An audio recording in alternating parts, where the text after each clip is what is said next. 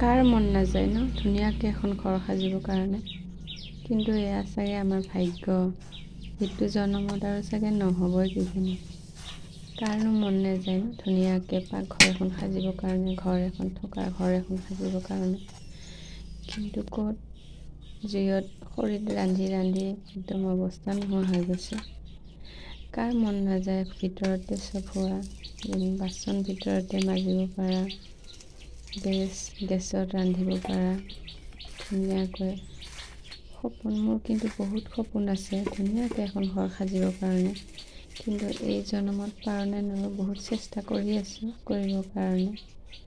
আৰু ইফালে মই এতিয়া ডাঙৰ ধুনু স্কুলত পঠাই দিলোঁ, যিহেতু এতিয়া সোনকালে হৈ আছে ক্লাছ, 7:30 ক্লাছ হয় ডাঙৰ ধুনু।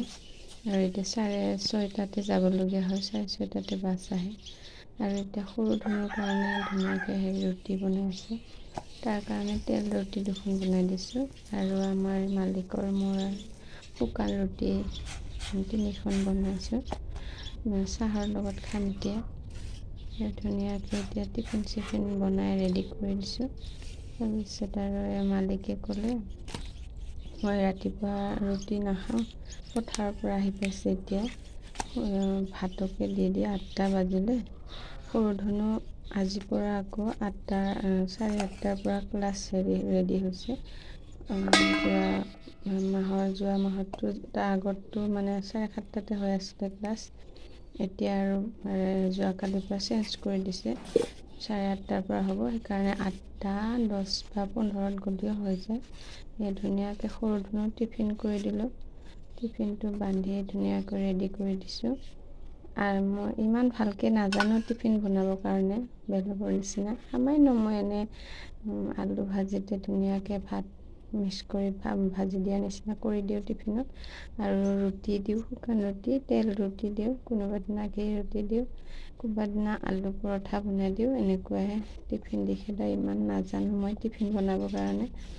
আৰু ইয়াত ধুনীয়াকৈ সৰু ধুনুৰ টিফিন ৰেডি হৈ গ'ল, ধুনীয়াকৈ পেকিং কৰি দিলোঁ টিফিন আৰু পানী বটল বেগত।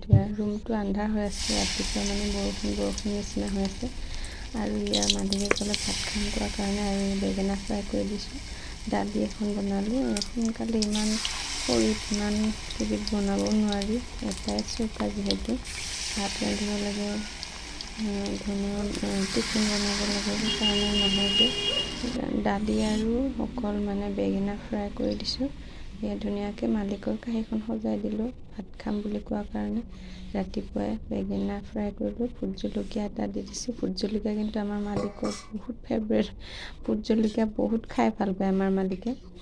ধুনীয়াকৈ দালিখন সজাই দিছোঁ তাইক। দালি মানে এনেই পাঁচফোৰণ দি তেল মাৰি দিছোঁ, একো দিয়া নাই তাত, পিঁয়াজ নহৰু তেজপাত একো দিয়া নাই, অকল দালি পাঁচফোৰণ তেল মাৰি দিছোঁ। তাৰপিছত মালিকক ভাত দি ময়ো ৰুটি দুখন আছিলে যে মই খাই দিলোঁ, আৰু ধুনু ৰেডি কৰি দিলোঁ, পঠাই দিলোঁ। আৰু এতিয়া মই কামত লাগি যাওঁ ঘৰত। আজিলৈ ভিডিঅ'টি ইমানেই আছিলে, ভাল লাগিলে লাইক কৰি দিবা, বাই বাই।